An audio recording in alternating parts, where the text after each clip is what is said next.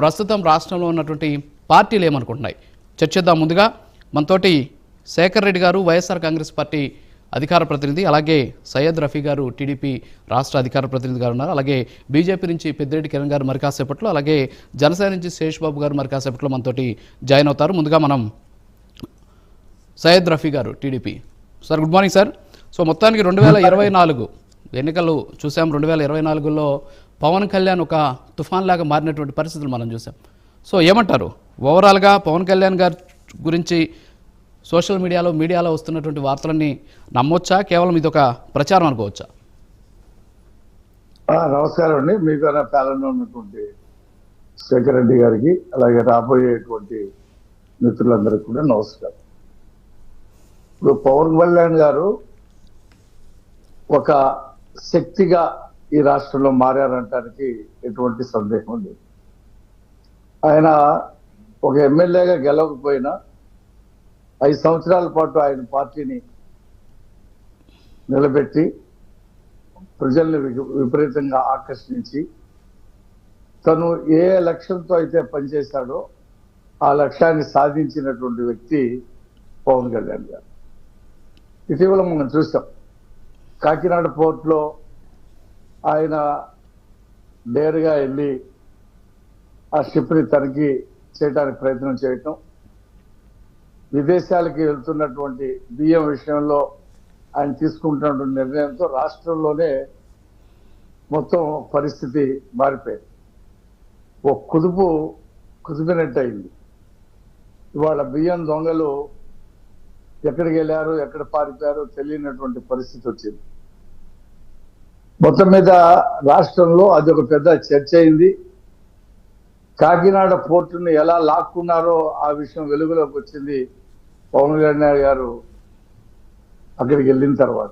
డేరుగా అక్కడ ఆ పోర్టు ఎవరైతే కేవీ రావు గారి దగ్గర నుంచి లాక్కున్నారో ఆయన ధైర్యంగా వచ్చి సిఐడికి కంప్లైంట్ ఇచ్చాడంటే ఈ ప్రభుత్వంలో మనకు జరిగినటువంటి అన్యాయం, మోసం గురించి చెప్పుకోవచ్చు అనేటువంటి పరిస్థితిని పవన్ కళ్యాణ్ గారు కాకినాడ వెళ్ళి మాట్లాడిన సందర్భంగా ఆయన చెప్పాడు.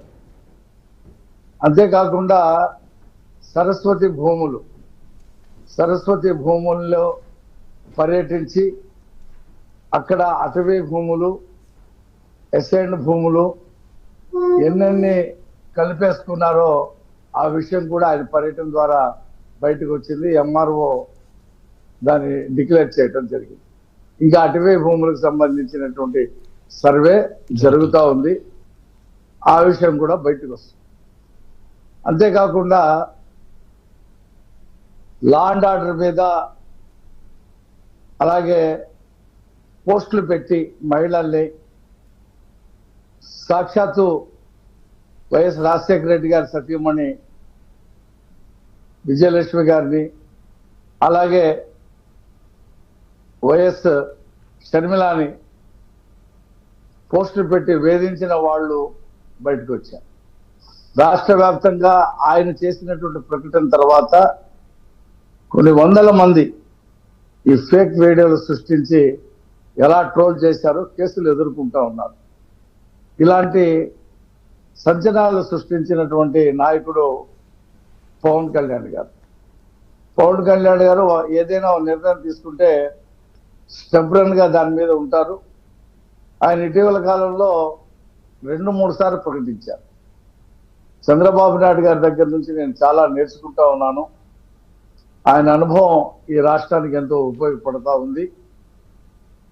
ఈ కూటమి 10 సంవత్సరాల పాటు అధికారంలోకి ఉండాలి, చంద్రబాబు నాయుడు గారే ముఖ్యమంత్రిగా ఉండాలి అని చెప్పి ఆయన అసెంబ్లీలోనూ కేబినెట్ మీటింగ్లోనూ స్పష్టంగా చెప్పి తన నిబద్ధతని చాటుకున్నటువంటి వ్యక్తి పవన్ కళ్యాణ్ గారు. సార్, ఇప్పుడు సరస్వతి భూములు, అలాగే షిప్పుకు సంబంధించినటువంటి వ్యవహారం, పోర్టుకు సంబంధించినటువంటి వ్యవహారం, అలాగే సోషల్ మీడియా కేసుల్ని బహుశా వైఎస్ఆర్ కాంగ్రెస్ పార్టీ వాళ్ళు అంగీకరించరేమో. ఎందుకంటే ఇది ఒక కక్షపూరితమైన చర్యగా వాళ్ళు భావించే అవకాశం ఉన్నాయి. అంటే పవన్ కళ్యాణ్ గారు రాష్ట్రానికి చేసినటువంటి అంశాలు ఏంటి? ఇవాళ కేంద్రం నుంచి భారీ ఎత్తున నిధులు తీసుకొచ్చారు, తర్వాత రోడ్లు వేస్తున్నారు, మౌలిక వసతుల కల్పన కావచ్చు, గ్రామీణాభివృద్ధికి సంబంధించి సర్పంచులకు నిధులు ఇవ్వడం. సో ఇవన్నీ కూడా స్థానిక స్వపరిపాలనని తీర్చిదిద్దే ప్రయత్నం చేస్తున్నారు. సో వాటి గురించి చెప్పండి రఫీ గారు. అది ఉమ్మడి ప్రభుత్వంలో ఉమ్మడి నిర్ణయాలు. రోడ్లు వేయటం అనేది ఆయన శాఖ కిందకి రాదు. అది రోడ్ల మంత్రి వేరే జనార్దన్ రెడ్డి గారు ఉన్నారు. కేంద్రంలో నిధులు తీసుకొస్తుంది కూటమి ప్రభుత్వం. మనం ఏదైనా విషయాన్ని వాస్తవంగా మాట్లాడుతాం. కాబట్టి చంద్రబాబు నాయుడు గారి నేతృత్వంలో కూటమి ప్రభుత్వం కేంద్రంలో ప్రధానమంత్రితో ఇతర శాఖలతో మాట్లాడి నిధులు తీసుకొస్తున్నారు.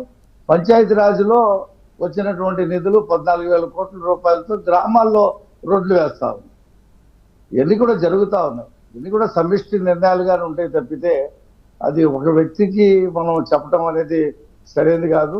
అంటే పవన్ కళ్యాణ్ గారు చరిష్మా దీనికి ఉపయోగపడలేదంటారా మీరు? మరి పవన్ కళ్యాణ్ గారి చరిష్మా ఇందుకు ఉపయోగపడలేదంటారా? ఎందుకంటే ఏ మంత్రి కానీ ఏ ఉప ముఖ్యమంత్రి కానీ గతంలో ముఖ్యమంత్రులు కూడా ఒక రోజులో దాదాపు 9-10 మంది కేంద్ర మంత్రులను కలిసిన సందర్భాలు లేవు. కేవలం 24 గంటలు ఆయన 11 మంది వరకు కూడా కేంద్ర మంత్రులను కలిసినటువంటి పరిస్థితి. సో ఆయన కలిసింది ఎందుకో రాష్ట్రంలో ఉన్నటువంటి పరిస్థితుల గురించి మాట్లాడడానికి. ఇప్పుడు ఈ ప్రభుత్వం కూటమి ప్రభుత్వం సమిష్టి బాధ్యతలు ఉన్నాయి.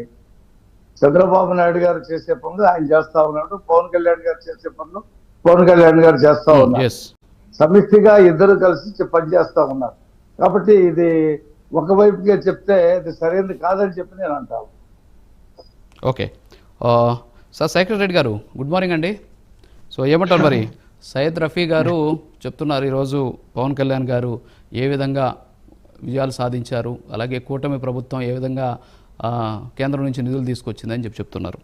ఏం చేస్తారు మీరు ఎలా డిఫైన్ చేస్తారు? అంగీకరిస్తారా? మీ నాయకులు కూడా చెప్పారు. మీకు అలాగే మా రఫీ గారికి ఇంకా మిగతా ప్యానల్ మిత్రులు ఎవరు వచ్చినట్టారు వస్తే వాళ్ళకి అండ్ ప్రైమ్ 90 వీక్షకులందరికీ కూడా గుడ్ మార్నింగ్ అండి. ఎంత కర్మ పట్టిందంటే టీడీపీ పార్టీకి 45.60% సార్ ఓటు బ్యాంక్ టీడీపీకి మొన్న వచ్చింది. అంటే 1,53,84,576 మంది ఓటర్లు వెంట నిలబడి ఉన్నారు సార్.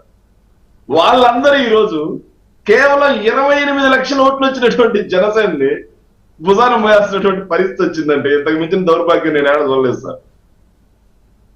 ఏది సార్ పవన్ నామ సంవత్సరం వాళ్ళతో వీళ్ళతో పొత్తు పెట్టుకొని టీడీపీతో జనసేన టీడీపీ బీజేపీ 3 పొత్తు పెట్టుకున్న జనసేనకు వచ్చినటువంటి ఓట్లు 28,79,555.